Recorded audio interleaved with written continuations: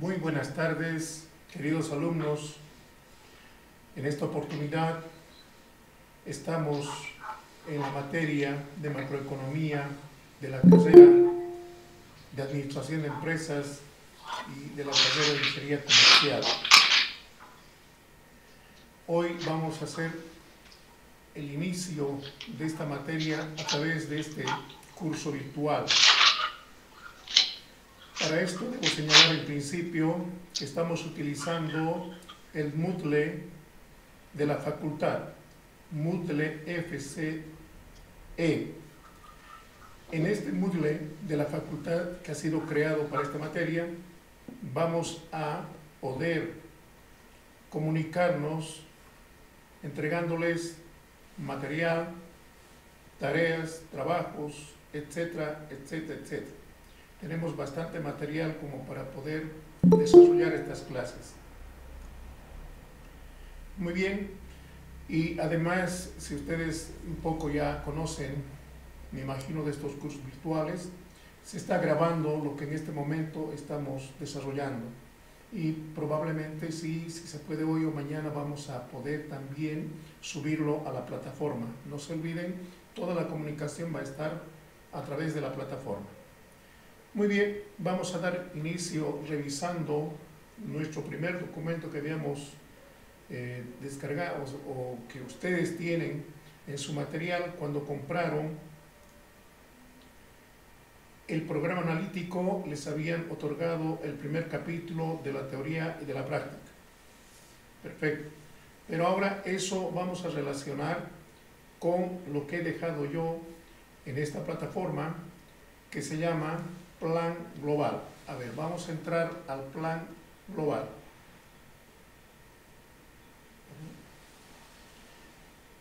Plan Global. Fíjense bien, estamos...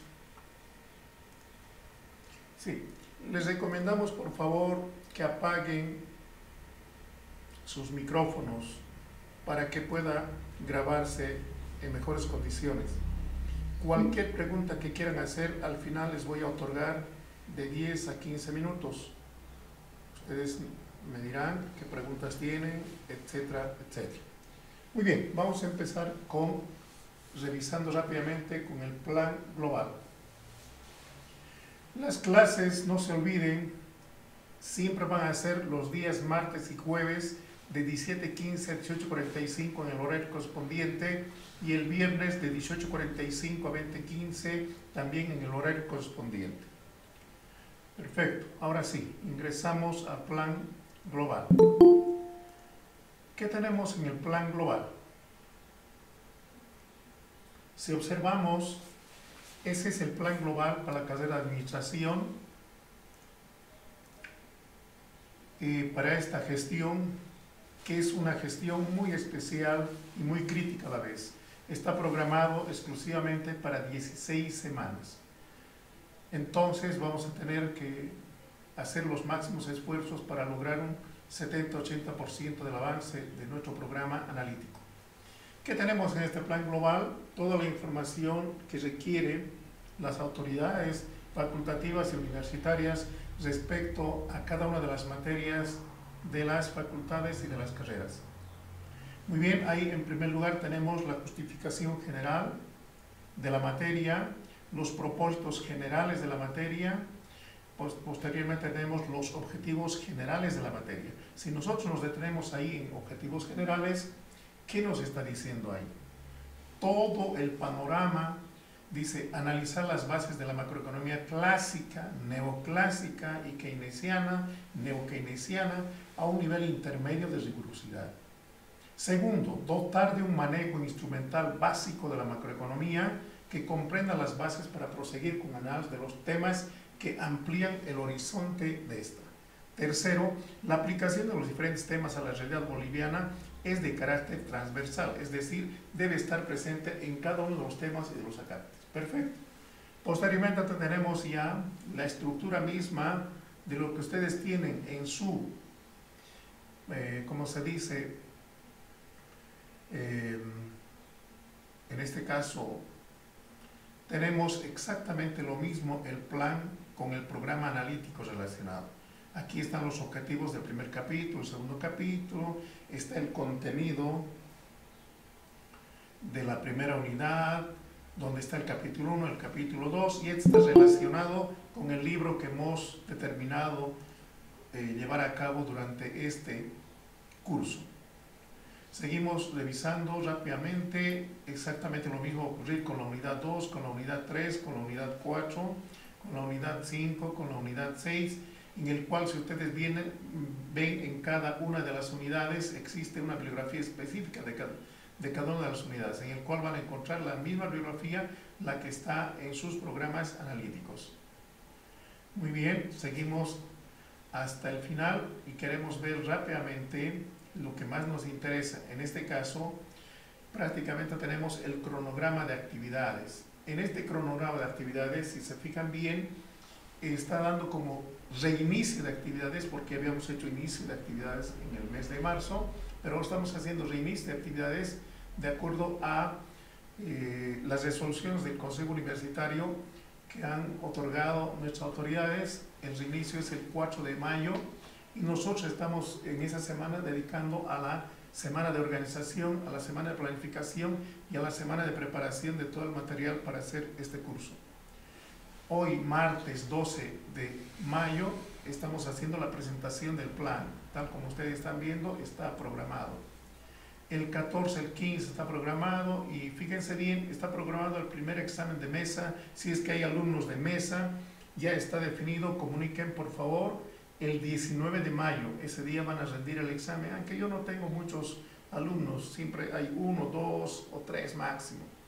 Después verán, ya está programado también el primer parcial, el segundo parcial, el examen final. El primer parcial está programado para el día 9 de junio. El segundo parcial está programado para el mes de junio también. Fíjense bien, o julio, perdón, 14 de julio, el examen final para el 28 de julio y la culminación del semestre está programado para el 19 de agosto. El examen de mesa, la segunda opción, está programado para el 11 de agosto. Ojalá se cumpla y podamos cumplir con todo esto, ya sea con clases virtuales, semipresenciales o presenciales. Inmediatamente a partir de esto, ustedes lo pueden bajar, vamos a ingresar a al primer documento de presentación. Fíjense bien, en este documento, cuando leí los objetivos generales de la materia, he hablado de la escuela clásica, neoclásica, keynesiana y neokeynesiana. Vamos a conocer un poquito esto ingresando ya a lo que se llama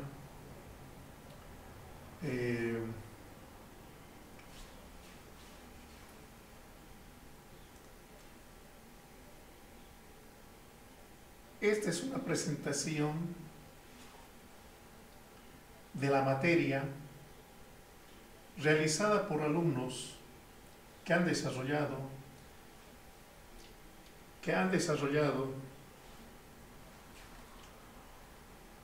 ¿sí? Este material. Eran considerados, o por lo menos ellos se nombraron como los victoriosos. Por lo tanto, estoy utilizando este material para hacer la presentación de esta materia, en el cual vamos a tratar de ver unas cuantas diapositivas. Empezamos con la primera, ahora vamos a la segunda diapositiva. ¿Qué nos dice aquí en esta segunda diapositiva? Las escuelas, dice, contendientes en macroeconomía, ¿sí?, son las siguientes. A ver, entramos a la siguiente diapositiva. A ver, tenemos acá la introducción. En esta introducción, ¿qué es lo que nos muestra este documento? Las dos grandes líneas de pensamiento, dice, en el estudio de la macroeconomía ha sido la escuela clásica y la escuela keynesiana. Cuando hablamos de la escuela clásica tenemos que recordar el periodo, cuándo inicia y cuándo termina. No se olviden, la economía inicia en 1776 como una ciencia y por lo tanto ese periodo clásico es hasta 1850 y de 1850 a 1929 se conoce como la escuela neoclásica, o sea, el periodo de oro del pensamiento clásico. Después aparece un periodo de oscurantismo de 1929 a 1936. Y en 1936 aparece o se edita el libro de macroeconomía titulado La teoría del interés y el dinero, la teoría de la ocupación, el interés y el dinero, de John Maynard Keynes. Y ahí empieza a separarse la teoría económica en dos grandes ramas. Una se llama la teoría microeconómica, la que inició en 1776, ahora nace en 1936 la teoría macroeconómica.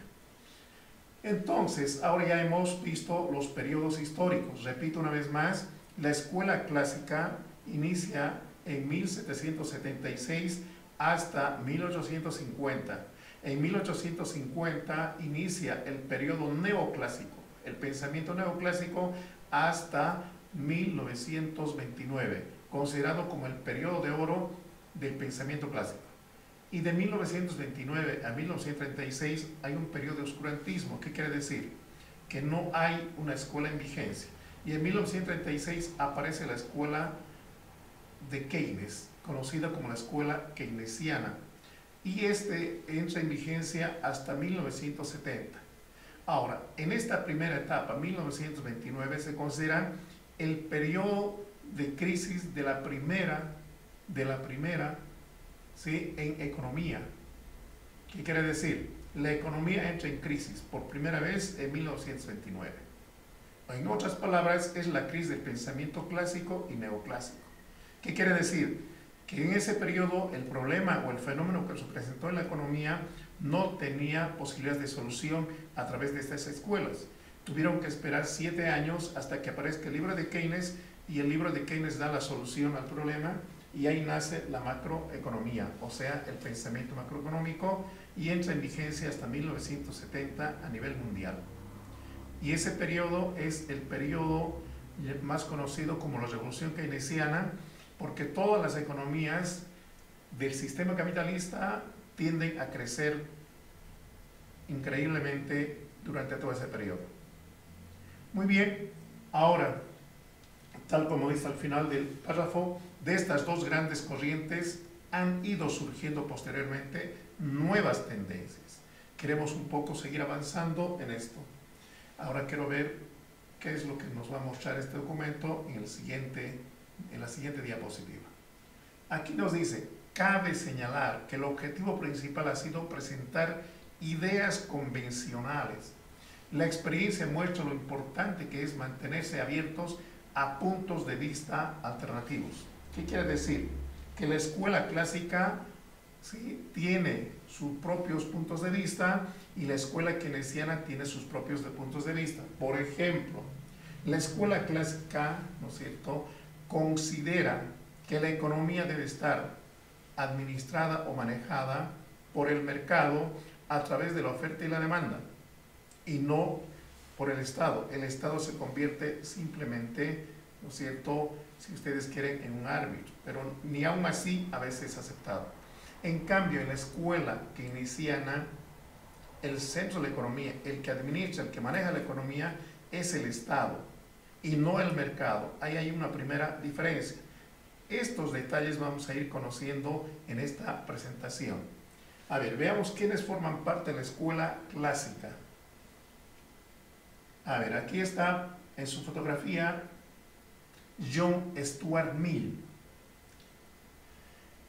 Este es el libro que ha escrito este señor en 1848, en el mismo periodo que se ha editado el libro del Capital de Marx y también de David Ricardo.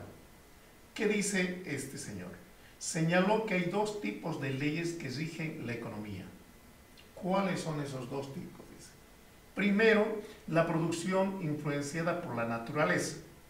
Estamos hablando de la naturaleza tal como se entiende. Segundo, la tecnología ante la cual los hombres no podían hacer casi nada. Estamos hablando ya del primer proceso de la revolución tecnológica de la revolución industrial que se da después del periodo de la guerra en Francia, como es la Revolución Francesa. Continuamos. ¿Qué nos señala? Dice, los clásicos siempre andan apasionados de la misma forma que la revolución que iniciaron. A ver, ¿cuál es el periodo clásico? Como decía al principio, a fines del siglo XVIII, quiere decir 1776.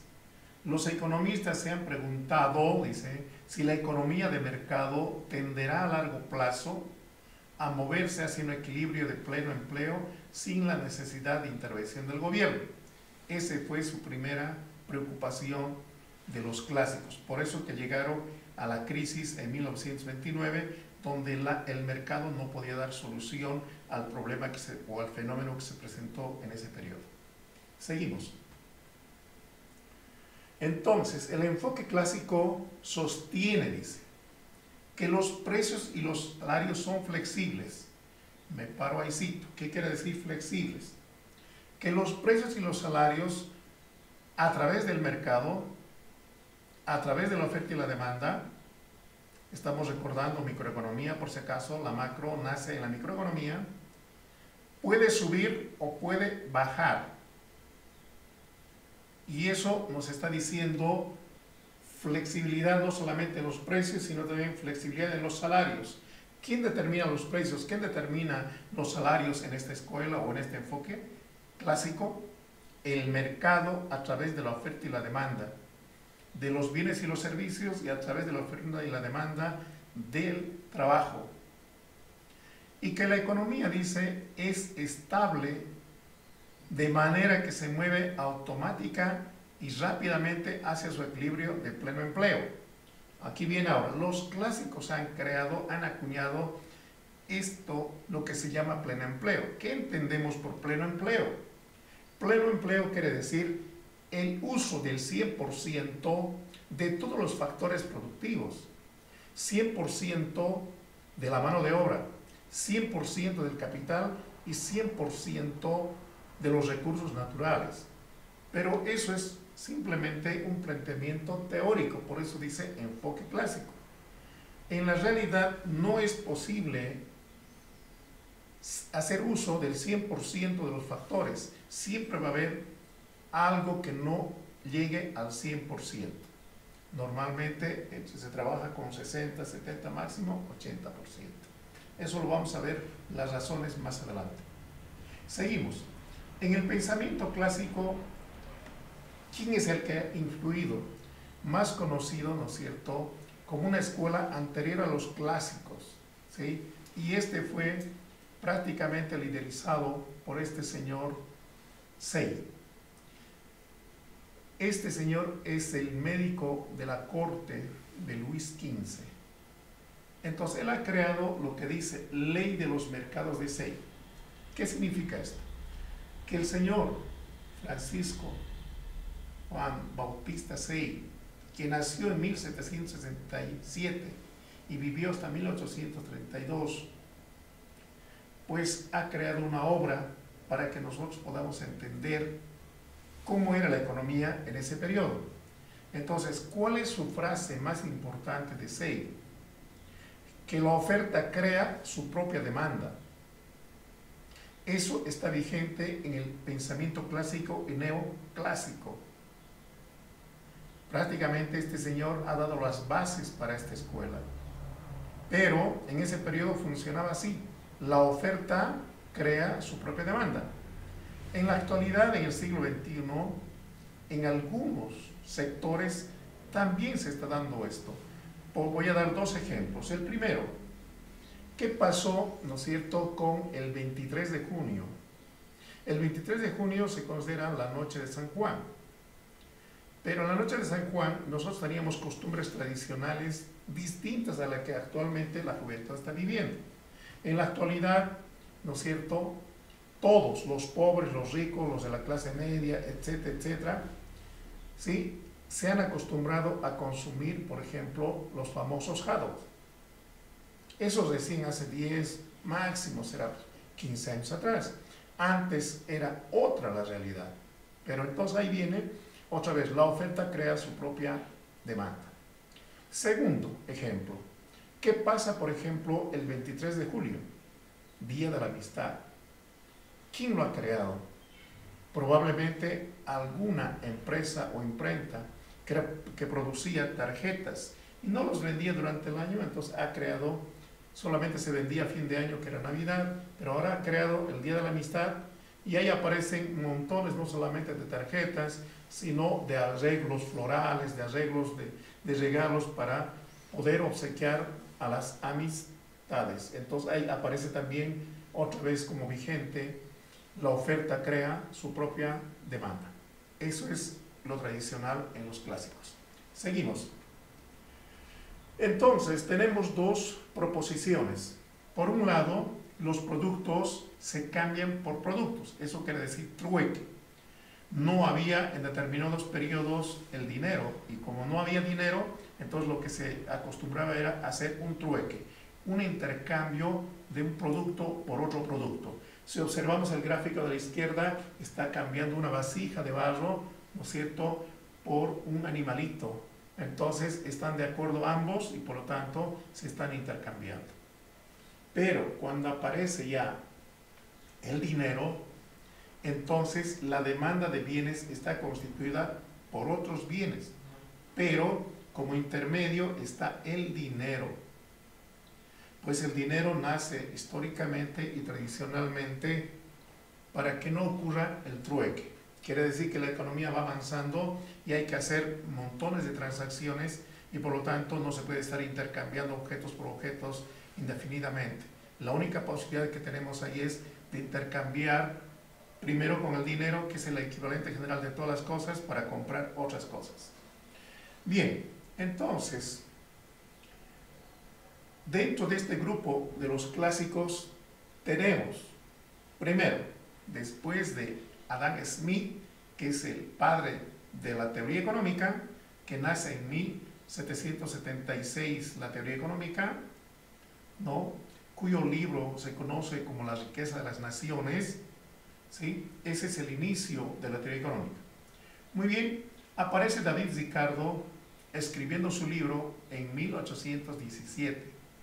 Posteriormente John Stuart Mill en 1848.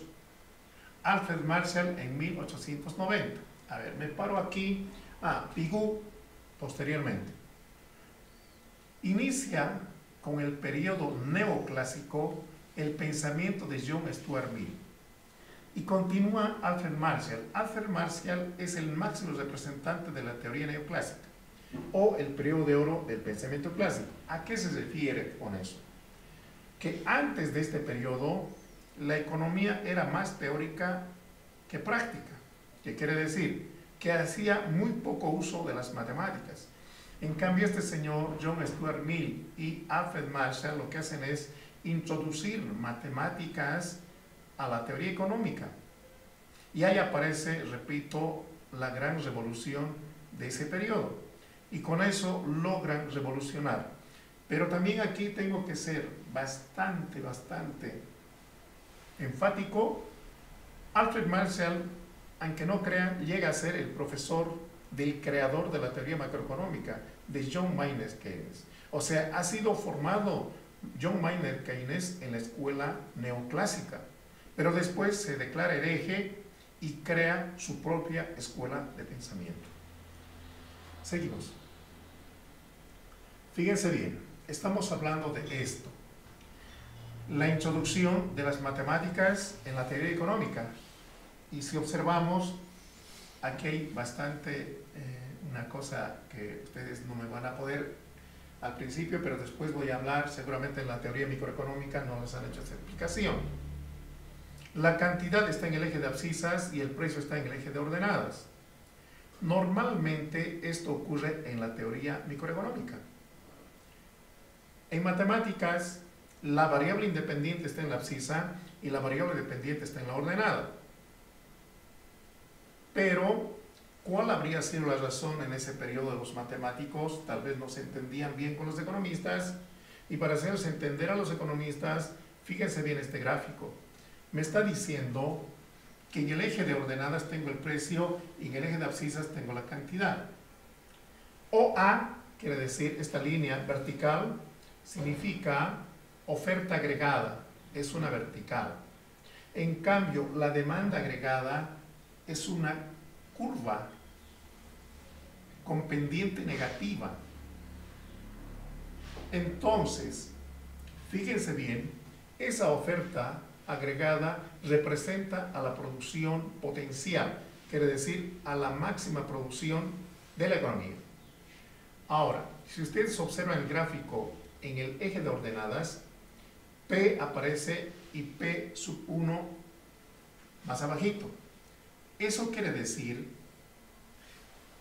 la explicación es la siguiente: si el precio disminuye, por lógica, la cantidad debe aumentar.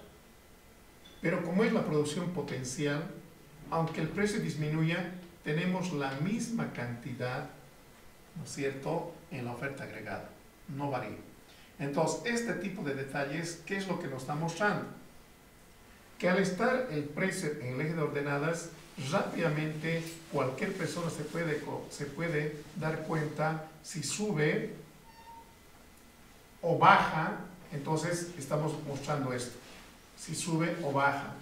Yo no puedo decir si sube o baja el precio en forma horizontal, no está muy claro eso. Me imagino que esa ha sido la explicación para que en el eje de ordenadas aparezca la cantidad y en el eje de abscis aparezca el precio. ¿Qué quiere decir? Normalmente el precio es una variable independiente y la cantidad es una variable dependiente.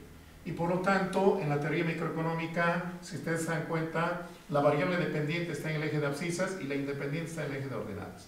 Esa es más o menos la explicación de esto. Seguimos. ¿Cuáles son las características del modelo clásico? Precios son flexibles al alza y a la baja. A eso llamamos, ¿no es cierto?, flexibilización. Incluidos los salarios. Los salarios también suben o bajan. Eso depende de la oferta y la demanda en el mercado. Lo que va a permitir, dice, que todos los mercados, tanto de bienes como de servicios, de dinero, de trabajo, etc., estén siempre en equilibrio. ¿Por qué van a estar siempre en equilibrio? Porque se van a interceptar la oferta con la demanda. Si hay demanda u oferta insatisfecha, dice, cuando no se cruzan, cuando no se intersectan, el ajuste de precios se encargará de que el mercado vuelva a recuperar el equilibrio. Entonces, en ese periodo también podemos hablar del equilibrio estable y del equilibrio inestable. Entonces, los clásicos habrían desarrollado más el equilibrio estable y no así el equilibrio inestable. Continuamos. El mercado de trabajo. El mercado de trabajo está siempre en situación de pleno empleo. ¿Qué quiere decir? El 100% de la mano de obra está ocupada en el proceso de producción. No hay paro, dice. A eso se llama pleno empleo. El paro es cero. Entonces, el desempleo que puede existir es de carácter friccional. ¿Qué quiere decir carácter friccional? Debido al tiempo que la gente tarda en localizar un trabajo acorde con su capacitación. O sea, no siempre está conforme con el trabajo que ha logrado. Siempre está permanentemente buscando una mejor opción. Entonces, eso hace que exista un desempleo friccional. Gente que no quiere aceptar el salario que le ofrece el mercado, por lo tanto, sigue buscando nuevas opciones. A eso llamamos desempleo friccional. Bueno, continuamos con la próxima diapositiva. Seguimos revisando este documento. La producción ofrecida por las empresas viene determinada, dice, por el nivel de pleno empleo, a través de la función de producción. Una vez más, es un planteamiento teórico que hay que tener mucho cuidado. Estamos hablando del pensamiento clásico y neoclásico. Por eso está Mafalda ahí pensando en lo que habían escrito estos señores. Seguimos. La oferta, dice, domina la demanda. Es lo que les decía con Say, que la oferta crea su propia demanda. Entonces, acá nos está diciendo la oferta domina sobre la demanda. Eso es el pensamiento no solamente clásico neoclásico. Si ustedes se ponen a un poquito a pensar, estamos hablando, ¿no es cierto?, del sistema capitalista. Los capitalistas piensan de esta manera. Ellos ofrecen sus productos y necesariamente va acompañado de la demanda. A veces sí lo compran, a veces no, pero está así. Ahora, segundo dice, la curva de oferta siempre va a presentarse en este pensamiento clásico en forma vertical y es la que determina el nivel de producción de equilibrio, no la demanda. Entonces, variaciones en la demanda tan solo produce variaciones en los precios. No se olvide, la oferta no se mueve, es fijo, por eso es curva vertical. En cambio, la demanda tiene pendiente negativa. Si sube o baja, entonces, si suben los precios, sí, se va a trasladar un poco la curva de demanda hacia arriba. Si bajan, se va a trasladar hacia abajo. Es lo que nos ha mostrado en el gráfico anterior. Seguimos. A ver, ¿qué nos dice aquí? La política monetaria quiere decir que ya se conoce el dinero, estamos en un periodo donde existe dinero. Pero los clásicos, ¿cómo piensan respecto del dinero? La política monetaria es ineficaz, dice. O sea, no incide en los precios de los bienes y los servicios en el mercado. O sea, a eso se conoce con el nombre de neutralidad del dinero. ¿Qué quiere decir? Variaciones en la oferta monetaria, o sea, aumento de la masa monetaria, aumento de la cantidad de billetes y monedas en el mercado, solo afectan al nivel de precios, sin que tengan ningún efecto sobre las variables reales, como que cantidad demandada, la producción de equilibrio, los salarios, etc. Y una vez depurado el efecto de los precios, recién podemos ver qué efectos tiene esta política monetaria. Continuamos. A ver, ¿qué nos dice la política fiscal? A ver, antes retornamos a la anterior diapositiva. A ver, antes de que se me vaya la idea. Cuando habla de política monetaria, ¿de qué está hablando? Acuérdense bien, política monetaria quiere decir del manejo, de la administración, de la cantidad de dinero que emite el Estado y pasa a manos de la población. Entonces, ahí está presente lo que se llama la oferta monetaria. Eso nos está diciendo. A eso está refiriendo. En los clásicos es bien importante entender eso. En cambio, en la política fiscal, estamos viendo acá, ¿de qué estamos hablando? De los gastos y los ingresos que percibe el Estado a través, los ingresos a través de los impuestos y los gastos a través del presupuesto general de la República. En la actualidad, en ese periodo, me imagino que también era algo parecido. Entonces nos dice, la política fiscal tampoco sirve en el pensamiento clásico. ¿Por qué? Porque no maneja el Estado la economía. El que maneja la economía es el mercado. Entonces dice, ya que la economía se encuentra siempre en una situación de pleno empleo, por lo que estas medidas al final solo se traducen en subidas de precios, nada más. En definitiva, el Estado no debe interferir en la marcha de la economía. Ese es el pensamiento clásico, dando a entender que el Estado no debe interferir, o sea, no debe intervenir en la economía. En la economía, los que dominan, los que logran es tanto la demanda como la oferta. Eso es importante. Ahora veamos, hasta ahí es el pensamiento clásico. ¿Qué quiere decir el pensamiento clásico? De 1776 a 1850 y el periodo neoclásico de 1850 a 1929. Ahí empieza la primera crisis de la teoría económica o más concretamente del pensamiento clásico y neoclásico. Y hay un periodo, les dije, de oscurantismo de 1929 a 1936. Ahora veamos qué pasa en 1936. Aparece el libro de Keynes, titulado La teoría de la ocupación, el dinero y el interés. Este libro marca prácticamente el periodo de la separación de la teoría económica en dos ramas grandes. Por un lado, la teoría microeconómica y por otro lado, la teoría macroeconómica. Ahora estamos ingresando un poquito a lo que más nos interesa, la teoría macroeconómica. Veamos la siguiente diapositiva. Ahí empieza la revolución keynesiana. ¿Qué quiere decir? Si ustedes observan el gráfico, nos está diciendo que en 1929 la gran crisis de la teoría económica significa que primero hay un desempleo incluso que llega hasta un 30% de la población. ¿Y eso por qué se ha dado? Porque el mercado estaba a cargo de la economía y la oferta y la demanda ha hecho que lleguen a estos extremos. Aunque los precios bajen, igual si los trabajadores no están obteniendo sueldos y salarios, entonces no van a demandar los productos y se van a quedar así. Hay que leer bien el periodo y hay que entender bien el periodo de la Gran Depresión. La Gran Depresión tiene desde 1929 hasta 1941, alrededor de 12, 13, en algunos lugares hasta 14, 15 años. Eso es muy importante. Perfecto. Ahora, si nosotros nos vamos al extremo izquierdo, ¿qué nos dice? ¿Cómo podrían explicar los economistas esa masiva y persistente falta de empleo? Les están preguntando los keynesianos a los clásicos. Los clásicos no tenían respuesta a esto.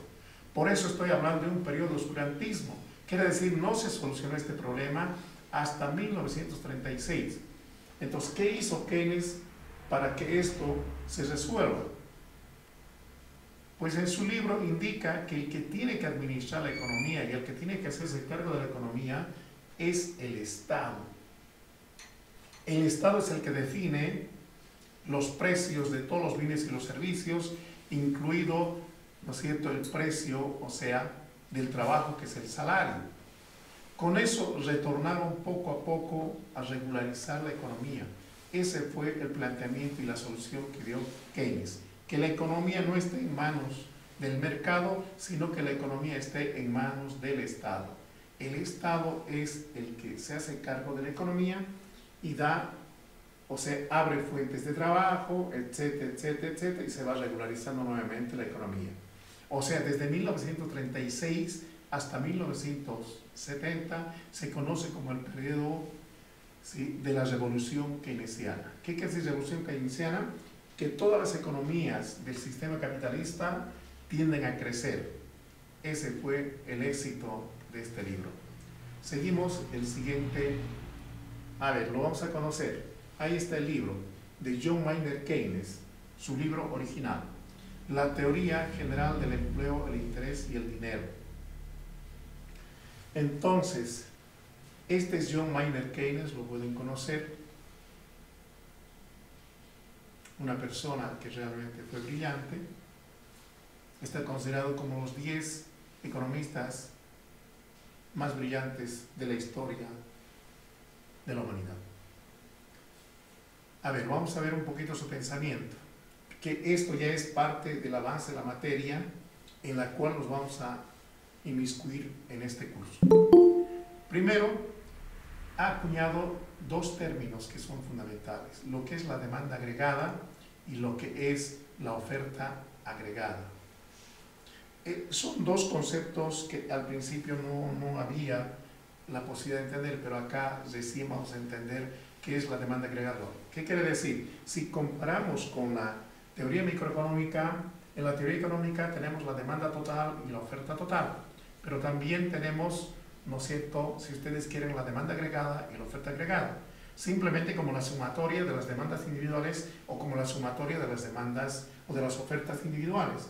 Aquí este concepto ha cambiado.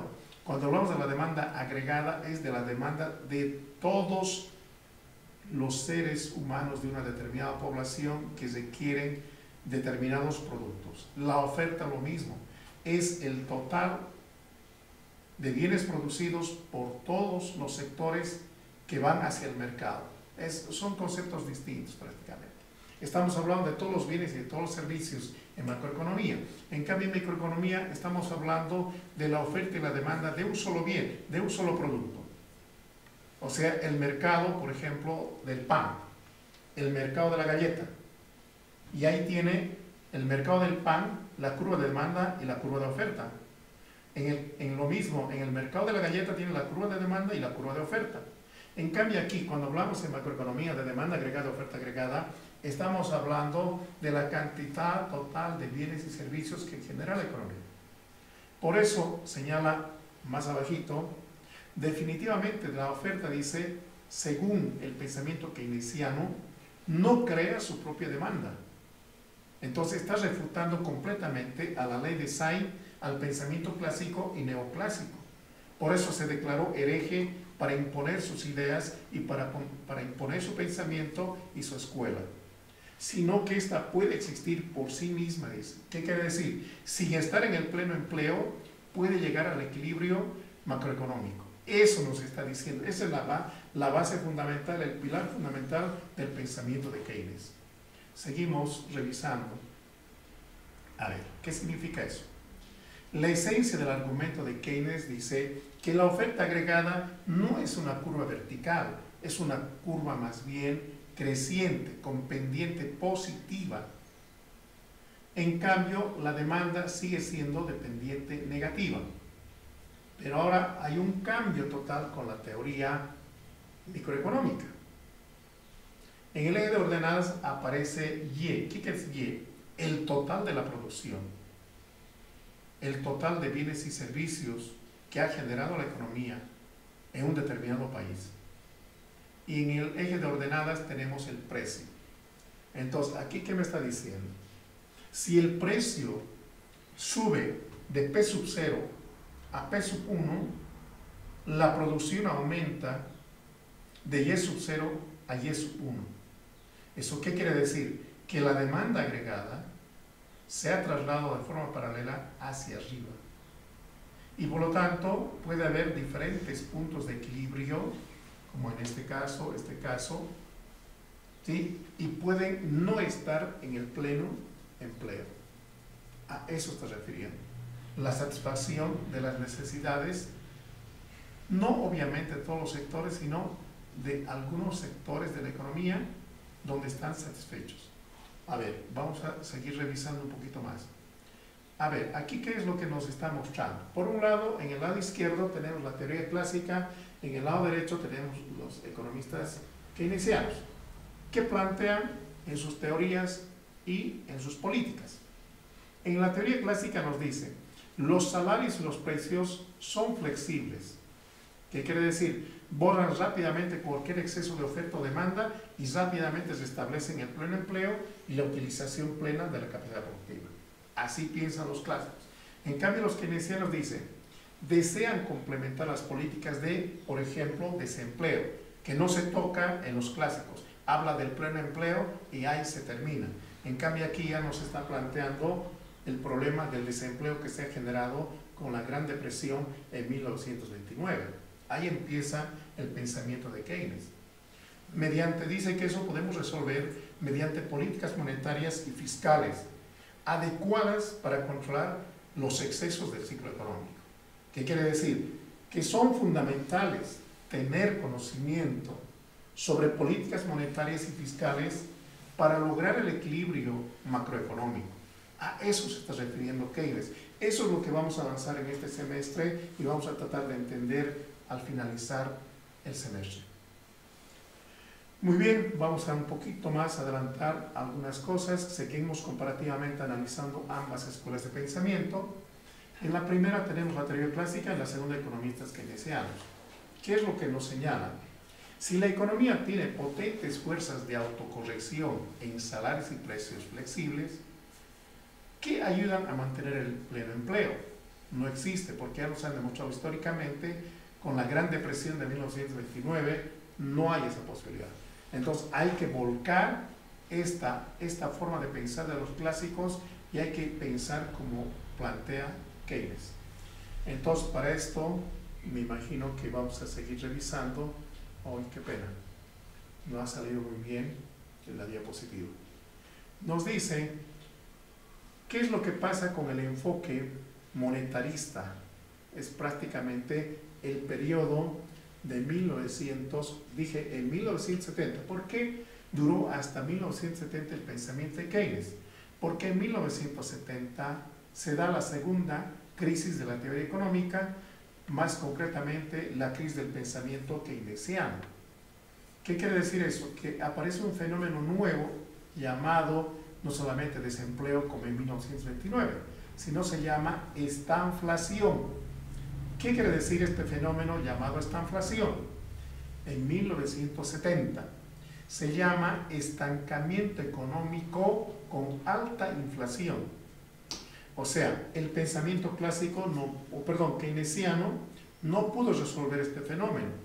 Por lo tanto, a partir de ese momento hasta 1980 y 1990, primero hablaremos de 1970 a 1980, aparece el famoso enfoque monetarista planteado por Milton Friedman de la Escuela de Chicago, ¿sí?, con su libro Libertad de elegir. ¿Qué es lo que nos plantea Milton Friedman? Dice, la inflación, está hablando ya del problema de la inflación, aparece ya este fenómeno, lo que les decía, estanflación. ¿Qué quiere decir? Estancamiento económico con alta inflación. ¿Qué significa inflación? Primero, inflación es un fenómeno económico. ¿Y cómo se expresa? A través de la subida general de todos los precios, de todos los bienes y servicios que forman parte de la economía. Entonces nos dice, la inflación es siempre y en todas partes, según ¿no es cierto?, Milton Friedman, un fenómeno monetario en el sentido de que es y solo puede ser producido por un incremento más rápido de la cantidad de dinero, ¿sí?, que de la producción. A ver, si recordamos históricamente, ¿qué decía al principio del plan global? Decía que vamos a cruzar un poco la historia boliviana en este periodo. Ya estamos en el periodo de 1936 a 1970. En ese periodo, la economía boliviana tuvo una revolución en 1952. Recién en ese año nace prácticamente lo que se llama la libertad del hombre en términos económicos. Aunque la libertad, ¿no es cierto?, de Bolivia se ha escrito en 1825 y se ha firmado en 1825, desde 1825 hasta 1952 seguía a cargo de la economía los descendientes de los españoles considerados como criollos y los famosos varones, ¿no es cierto?, del estaño. Ellos estaban a cargo de la economía. Entonces, en 1952, con la revolución, sube el partido del MNR a la cabeza de Víctor Paz Estenssoro y él contrata a un norteamericano para poder desarrollar un modelo que era netamente el modelo keynesiano. Entonces, contrata al norteamericano y este empieza a trabajar. Una vez contratado, como no tenía dinero Bolivia, tuvo que prestarse de Estados Unidos el dinero para pagarle por este modelo a este norteamericano. Y este recién se pone en vigencia en 1956. El que contrata, el que hace todo esto es Víctor Paz, pero no es el que implementa. En 1956 se elige nuevamente al presidente y en esta oportunidad, ¿no es cierto?, se elige a, en este caso, algo que nos va a llamar la atención. Después de Víctor Paz viene Hernán Siles Suazo. Él se hace cargo de la presidencia y él, el 28 de diciembre de 1956, implementa el modelo llamado capitalismo de Estado. Es el modelo basado en el pensamiento de Keynes, que duró de 1936 a 1970. O sea, fíjense bien, recién se implementa 20 años después en Bolivia y tiene su vigencia, decíamos, a nivel mundial hasta 1970, porque se da la segunda crisis de la teoría económica. Pero en Bolivia Esto queda en vigencia hasta 1982, otros hasta 1983, otros dicen hasta 1985. Lo que pasa es que en 1985, ¿sí?, nuevamente aparece el periodo de Hernán Siles Suazo, elegido en 1982, pero él tenía que estar hasta 1986. Pero con los problemas económicos que en ese periodo habían surgido en Bolivia, él decide renunciar su último año. Y al renunciar se vuelve a convocar elecciones, y en ese periodo de las elecciones pues se lleva a cabo algo nuevo en 1985. Se elige nuevamente 3 partidos políticos, logran casi el empate, pero se considera como empate, como se podría decir, algo nuevo, y por lo tanto estamos hablando del MNR, del ADN y del MIR, triple empate, aunque hay diferencias de 1 a 2 puntos porcentuales en cada uno de ellos. Llegado el momento, se hace la triple alianza, donde en primer lugar estaba el ADN, en segundo lugar el MNR y en tercer lugar el MIR. Pero no sé cuál habrá sido la razón, como habrían acordado, se hace cargo de la presidencia el doctor Víctor Paz Estenssoro, y acompañado, ¿no es cierto?, o apoyado, si quieren, por, en este caso, Hugo Banzer Suárez. Y también va acompañado el MIR con Jaime Paz Zamora. Se distribuyen ministerios, se distribuyen departamentos, estamos hablando de, en este caso, en la actualidad se llamarían gobernaciones, en ese periodo se llamaban prefecturas. Después tendrían, ¿no es cierto?, distribuciones no solamente de ministerios, de prefecturas, sino también algunas otras organizaciones, y así administran el gobierno. Y en ese periodo, otra vez Víctor Paz contrata a otro norteamericano para que pueda desarrollar el modelo económico para Bolivia, y ahí aparece el niño pródigo de la Harvard. Este niño pródigo de la Harvard llega a Bolivia y desarrolla el modelo económico. ¿De quién estamos hablando? De Jeffrey Sachs. Jeffrey Sachs, el niño pródigo de la Harvard, llega a Bolivia, y él es el que ha creado el modelo prácticamente que está hasta, yo diría, hasta en la actualidad en vigencia. Desde 1980, fíjense bien, el 29 de agosto de 1985 se da el decreto 21060. ¿Qué significa el decreto 21060?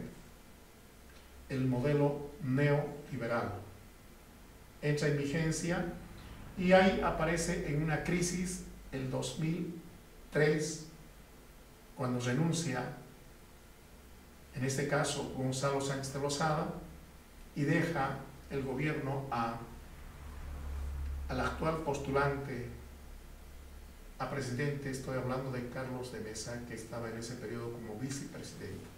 Él se hace cargo del Estado, pero sigue teniendo problemas, y por lo tanto entra en una crisis, y tuvo que hacerse cargo el 2005 el presidente de la Corte Suprema, Rodríguez Belcé. Y Rodríguez Belcé, él se hace cargo de la presidencia y convoca elecciones nacionales. Y al convocar elecciones nacionales, primero cierra obviamente el Parlamento, convoca elecciones, y ahí aparece don Evo Morales Ayma, y ahí aparece el MAS, y se posesiona, ganando obviamente las elecciones ante los modelos neoliberales, y se posiciona en el mes de enero del 2006, y desde ese periodo está en vigencia hasta la actualidad, con su famoso modelo que no existe en la realidad, llamado economía social comunitaria. No tiene nada, repito, de macroeconómico, más sería de microeconómico. De eso estamos hablando en este periodo del 70 al 80. del enfoque monetarista planteado por Milton Friedman. Podemos un poquito más desarrollar. A ver, ¿cuáles son las raíces del monetarismo? Retorno otra vez a 1970. El monetarismo sostiene que la oferta monetaria es el principal determinante de los movimientos en el corto plazo, tanto del PIB nominal como de los precios. A ver, la principal diferencia entre los monetaristas y los keynesianos reside en los distintos enfoques que utilizan para calcular la demanda agregada. A ver, resumo de otra manera. Milton Friedman señalando, por favor, me gustaría que apaguen sus micrófonos, porque de lo contrario no voy a continuar avanzando. No dejan grabar ni dejan escuchar al resto, por favor. Les vamos a dar los 10 minutos que faltan. ¿Ya? Perfecto. Estaba señalando que en ese periodo del 70 al 80, Milton Friedman, al plantear su modelo, da a entender que habría resuelto el problema de 1970, pero no es cierto. Lo que había pasado es que ese modelo estaba resolviendo el problema recién de 1929. Por lo tanto, nos quiere hacer retroceder en el tiempo hasta 1929 y anular completamente el periodo llamado Revolución Keynesiana, y ahí empieza con el nombre. Ese periodo de 1970 al 80, la teoría económica lo considera como la contrarrevolución del pensamiento keynesiano. Por lo tanto, este modelo apenas dura 10 años, pero es la base para desarrollar el modelo neoliberal. ¿Por qué se llama neoliberal? Porque es un nuevo modelo liberal. ¿Qué quiere decir? A ver, retornamos a la historia otra vez. 1825 se da la independencia de Bolivia hasta 1952. Durante todo ese periodo se considera como el periodo liberal. Entonces, de 1985 en adelante se llama periodo neoliberal, basado, repito una vez más, en el pensamiento de Keynes. Continuamos. Fíjense bien, la ecuación del intercambio y la velocidad del dinero. Esto ya está en profundidad, si ustedes quieren, ya está desarrollado ya en el periodo mismo que estamos hablando. Nosotros en nuestro material, todo esto que hemos señalado, vamos a continuar revisando obviamente este material porque tiene alrededor de 80 y tantas diapositivas y debemos estar seguramente por la número 14, 15, máximo, 27, ¿no? Entonces tenemos 81. Hay todavía mucho por revisar. Ahora, todo este preámbulo que he hecho, toda esta introducción que he hecho, nos sirve de base para poder desarrollar el material que tenemos. Decía yo al principio, si ustedes han podido comprar donde Mario el programa analítico, les han podido otorgar el primer capítulo tanto de la teoría como de la práctica. Ese material lo estoy, todito el libro, también lo estoy dejando en esta plataforma. Así que vamos a ir revisando parte por parte este libro. Esto nos ha servido de preámbulo para entender lo que vamos a hacer con el libro. Muy bien, yo quiero un poquito aquí quedarme para la próxima clase y por lo tanto desearía abrirlo para todos ustedes si hay preguntas que hacer hasta este momento. Pueden ahora sí abrir sus micrófonos y pueden preguntar de forma ordenada.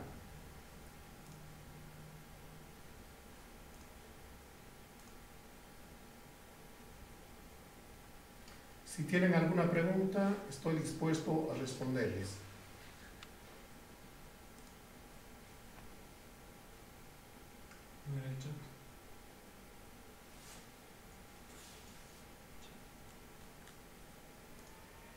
Pueden, repito, utilizar... Buenas noches. Buenas noches. Buenas noches, licenciado. Una pregunta. La última parte no se escuchó escucho muy bien, no creo que haya sido mi internet. ¿Será que podría repetir sobre la ecuación del intercambio? No, no te preocupes, eso va a llegar en su momento. No es en este momento lo que necesitamos. Simplemente he hecho un preámbulo. No te preocupes de eso. Ah, ya está. Llegado el momento, en el libro Ah, vamos a revisar con mucha profundidad. Sí, es ah, ya simplemente un está preámbulo. bien. Sí, no te preocupes de eso. ¿Alguna otra pregunta?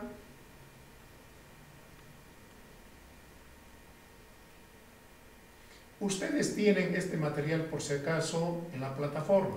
Lo pueden revisar sin ninguna dificultad desde la página 1 hasta la página 81. Está en esto, donde dice Introducción a la macroeconomía, está ahí. Ahora, el libro está aquí. Si nosotros lo abrimos esto, vamos a encontrar todito el libro tal como está en la fotocopiadora. Y ahí vamos a encontrar, ¿no es cierto?, todo el material de las 400 y tantas páginas. Está hasta el último. No solamente hoy, simplemente he puesto a la plataforma la parte teórica. Para la próxima clase ya voy a tener la parte práctica también. La vamos a colgar. Muy bien, ahora sí. A ver, un minutito ahora. Si de alguno tiene una pregunta, podemos seguir con las preguntas. Pero si no, podríamos un poco ver lo que es el libro. Y más o menos ver, fíjense bien, ahí dice Teoría y Política Macroeconómica. Estamos hablando de Óscar Bajo Rubio y Carmen Díaz Roldán. Si nos vamos a la página más o menos 24, 25, vamos a poder... Exacto. Aquí está el primer capítulo, que se conoce con el nombre de Introducción a la Macroeconomía. A ver, antecitos hay una página. Ah, aquí, por ejemplo, en la parte 1 de este capítulo o de este libro dice Introducción. ¿Qué es lo que vamos a tratar de ver? ¿Puedes ampliarlo esto? ¿Se puede ampliar? Perfecto, gracias.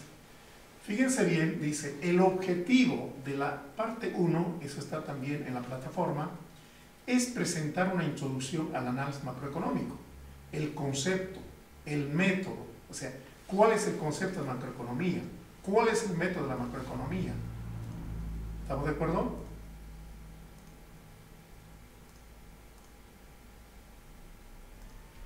¿Sí? Las definiciones básicas que se utilizan en la macroeconomía. Y con ello, dice, se pretende poner las bases para comprender adecuadamente lo que está tratando este libro. En el capítulo 1, por ejemplo, dice, se estudia el objeto de la macroeconomía. ¿Cuál es el objeto de la macroeconomía? La pregunta sería, ¿cuál es el objeto de la microeconomía? Se supone que microeconomía ya han cursado, ¿no es cierto? Entonces, necesitamos contrastarla con el objeto de la macroeconomía y también con el objeto de la teoría económica. Son tres cosas totalmente distintas. Y su evolución a lo largo del tiempo. Quiere decir, desde 1936, que nace la macroeconomía, hasta la actualidad, ¿cuál ha sido esa evolución? Vamos a revisar lo que estuvimos revisando hace rato, cuando nace la escuela clásica, neoclásica, keynesiana. Vamos a revisar el periodo neokeynesiano, hasta la actualidad, donde hemos visto el periodo, por ejemplo, neoliberal, ¿no es cierto?, etcétera, etcétera. Y se introduce, dice, el concepto de modelo macroeconómico, que considera el principal instrumento utilizado en el análisis macroeconómico. A continuación, en el capítulo 2, se definen las principales variables macroeconómicas y se definen las principales variables macroeconómicas y se analizan sus interrelaciones más importantes. Finalmente, en el capítulo 3 se presentan algunos conceptos básicos que usted... O sea, hemos elegido este libro porque es el más pedagógico y el más didáctico. Ese es el tema para poder asumir este libro.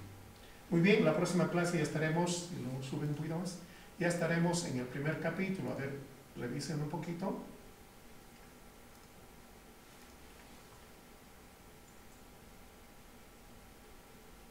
Ahí mismo tenías que bajar la página. A la página 20. No, ya estamos en el capítulo. Ya, perfecto. Un poquito más. Ya, ahí estamos. Fíjense bien, ya estamos en el capítulo 1, Introducción a la Macroeconomía. Esto vamos a ir revisando la próxima clase. Y vamos a ir desarrollando parte por parte, explicando. Y si ustedes pueden hacer un resumen de esto, y lo que no entiendan, lo que no comprendan, me preguntan, ustedes al final de la clase, yo estoy dispuesto a responder cada uno de ellos. Por último, no se olviden, esto se está grabando y el video se va a pasar a la plataforma. Lo pueden volver a revisar y si hay dudas, si hay preguntas, lo pueden volver a hacer la próxima clase. Los primeros 5 a 10 minutos vamos a ir absorbiendo esas preguntas. Muy bien, si no hay ninguna pregunta, si no hay ninguna aclaración, podríamos estar concluyendo aquí esta primera clase. Ojalá les haya gustado la presentación. Muchas gracias.